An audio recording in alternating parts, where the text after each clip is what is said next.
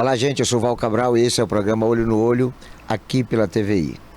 Olha, Itabuna tem se notabilizado em função de vários protagonistas que são lideranças sindicais, que estão relacionados ao comando de organizações não governamentais e têm atuado politicamente para os avanços que são necessários, não somente em defesa de categoria de trabalhadores, mas sobretudo no próprio desenvolvimento humano e na prosperidade da cidade.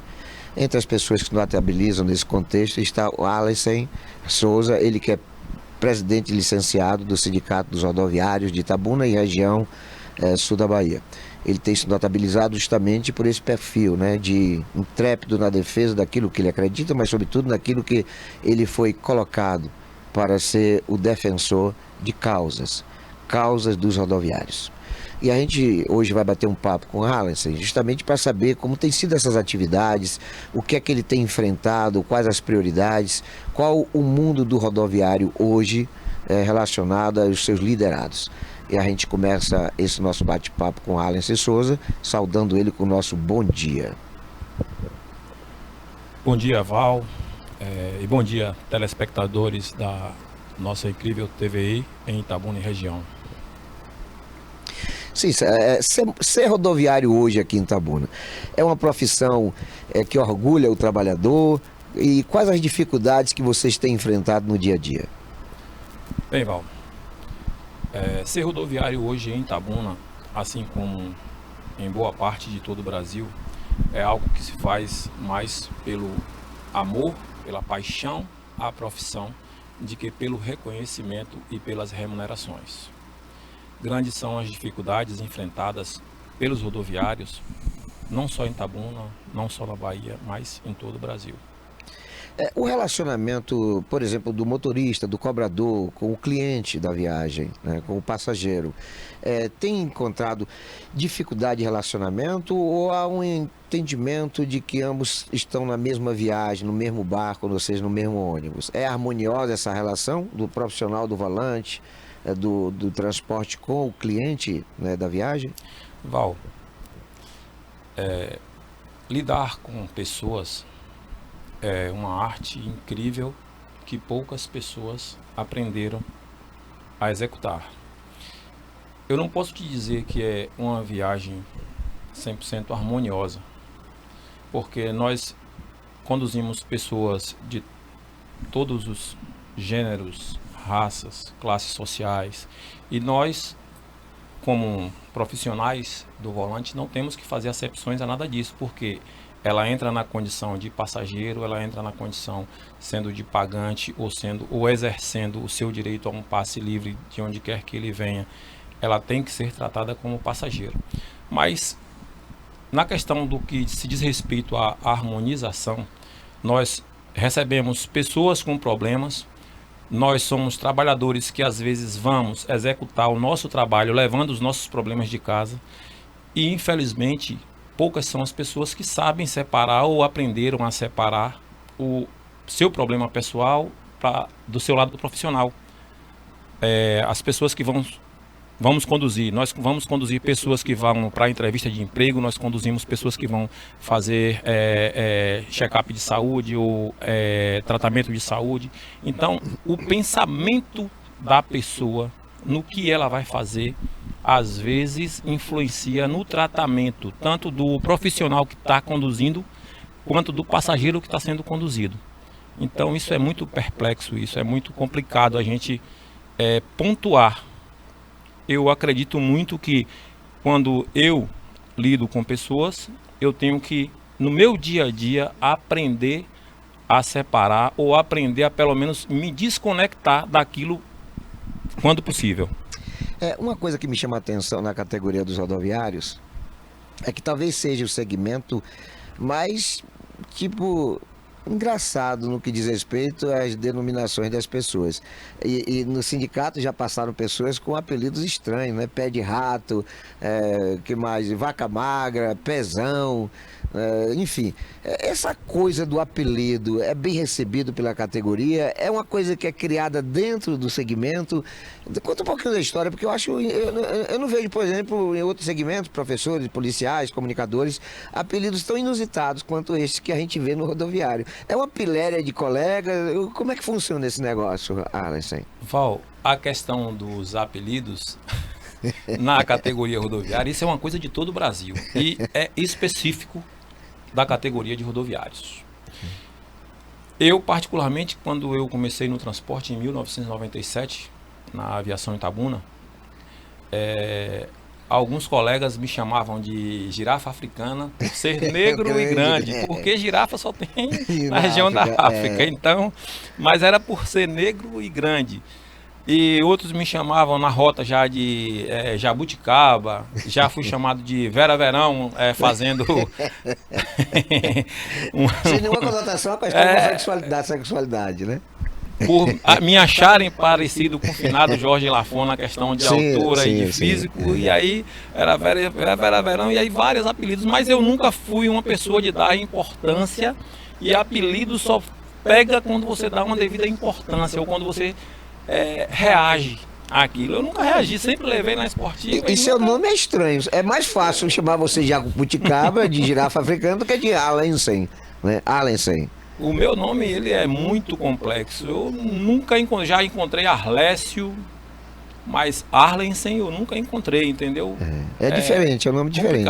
Eu não sei, eu acho que meu pai estava bem inspirado. Né? Tem uma história que parece que seria com H e de repente botou isso com A. Seria para ser com H e na hora de registrar foi registrado com A e entrou com A. É bom que fica o primeiro da fila. Olha, isso é interessante porque as histórias são muitas. A gente sabe que lidar com o público, como você mesmo ressaltou, é de uma complexidade muito grande, porque existem questões que são circunstanciais e muitas vezes o rodoviário não está preparado para aquela situação, né? Nós temos notícias, por exemplo, de mulheres parturientes, de mulheres que fazem o parto em viaturas policiais, em táxis, em ônibus. Vocês têm preparação para essas circunstâncias? E aqui eu vou citar algumas delas. O abusador sexual, o passageiro abusador sexual, a parturiente, a mulher que está tendo criança dentro do ônibus, a violência dentro do veículo. Vocês têm preparação para lidar com isso? Ou as empresas não cuidam e o sindicato não cuida desses aspectos? Val, na verdade, isso é muito abrangente. No que tange a questão de parto, o que é que acontece? Nós não temos esse tipo de preparo para o trabalhador. Tudo que é feito, tipo, eu já tive uma situação quando trabalhei de cobrador na antiga aviação Itabuna, que era de Valderico Reis, aqui em Itabuna, e uma mulher, ela iniciou o trabalho de parto dentro do carro. Eu tirei a camisa da farda, o motorista tirou a camisa da farda para deitá-la no corredor, para tentar dar a ela um ambiente higiênico, ainda que suado, mas é melhor que a lama e a terra do pisa-pisa dos passageiros. E nós fomos conversando com ela, e tinha uma mulher dentro do carro, e a mulher também nunca tinha tido ou passado por período de gestação, também não entendia tanto quanto nós, e a gente fomos conversando com ela para conduzi-la até o Hospital Novaes.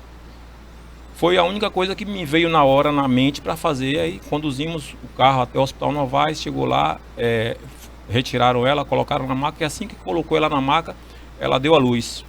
Mas esse tipo de tratamento ele não é oferecido. Com relação à questão do assédio, isso é uma questão muito grave que vem acontecendo dia após dia em todos os lugares do Brasil, e é uma questão também complexa. Recentemente nós tivemos uma questão dessa aqui na nossa região. Tem algumas empresas hoje no sul do país que elas já estão aderindo cadeiras apenas para sentar mulher com mulher. E o que é que acontece? O procedimento para a questão de assédio é que o motorista conduza o carro até um posto ou uma delegacia mais próxima. Recentemente tivemos um caso desse tipo. O motorista foi demitido E o que aconteceu? Teve o relato dele, teve o relato da mulher, os relatos se contradizem. Nós, inclusive, estamos entrando com ação, porque ele diz que tem testemunhas que o relato não foi da forma que ela falou. Ela entrou com ação, por sua vez, que quer buscar o direito que é garantido a ela por lei. E, diga-se de passagem, se averiguado e investigado, tem que ser punido ou tem que procurar punir. Mas o grande detalhe da situação é, o assediador, ele era menor de idade. E aí, o que fazer? Aí a outra questão que eu quero colocar aqui para nós vivemos hoje, diante da última, eu vou dos últimos 6 anos para cá, uma questão de polarização político-religiosa no país. E essa polarização, ela deu uma liberação exacerbada de armas, onde pessoas hoje podem ter ou tinham armas. E nós motoristas não podemos andar armados. Nós não temos um segurança dentro dos ônibus para nos garantir. E o que é que acontece? Quando eu não tenho um segurança para me garantir e eu não sei com quem eu estou lidando, se aquela pessoa que está do outro lado está armada ou não, até porque as portas dos ônibus ela não tem um detector de metal para saber se a pessoa entrou armada ou não. Nós conduzimos policiais civis e militares que adentram aos ônibus armados. É óbvio que se eu for afrontar a pessoa e sem saber com quem eu estou lidando, eu estou expondo em risco a minha vida também. Aí eu fico em qual situação? Eu garanto a integridade física da pessoa que está sendo assediada, mas quem garante a integridade física da minha vida?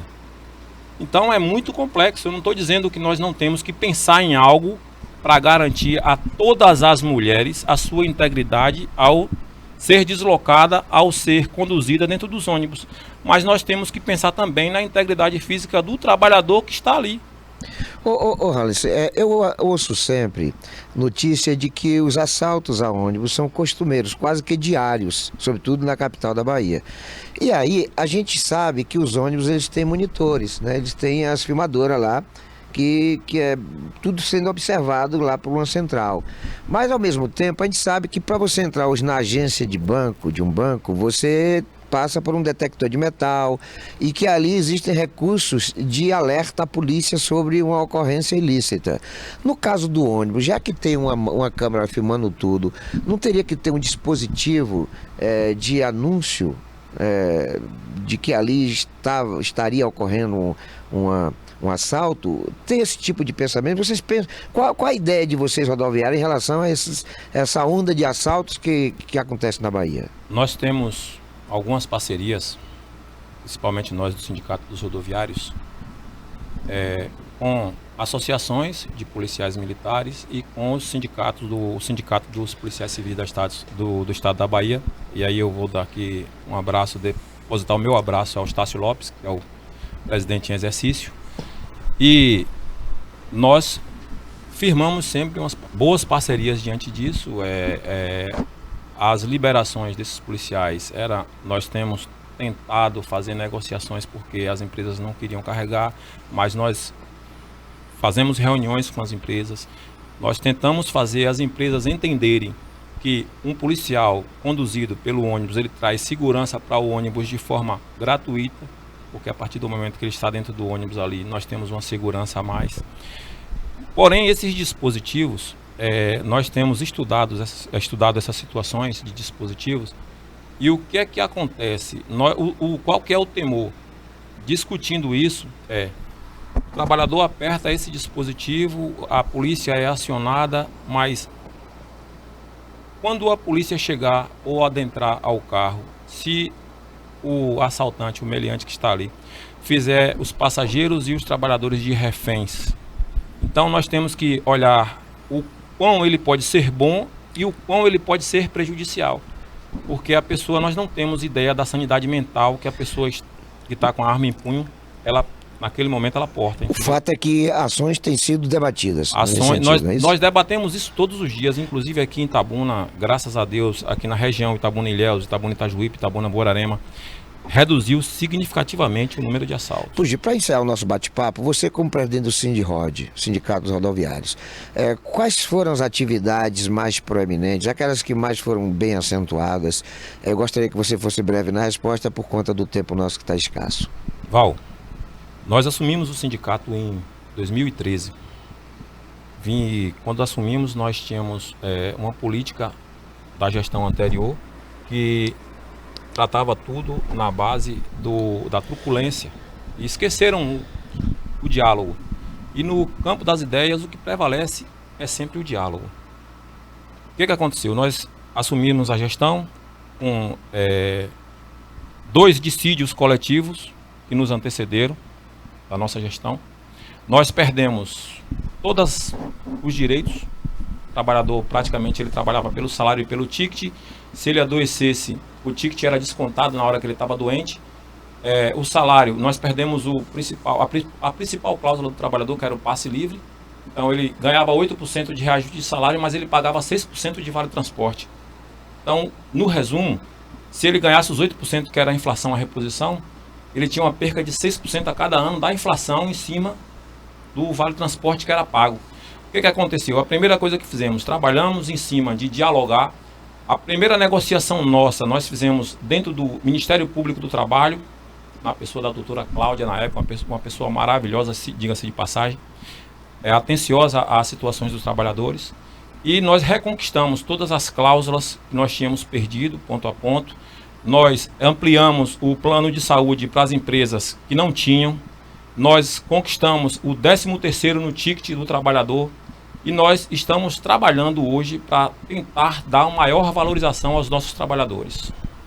Puxa, a gente quer agradecer a sua participação, parabenizar pelas suas atividades, né? Você acabou elencando um ritmo diferenciado no comando do sindicato, o que acabou também notabilizando você como grande líder sindical aqui do sul da Bahia.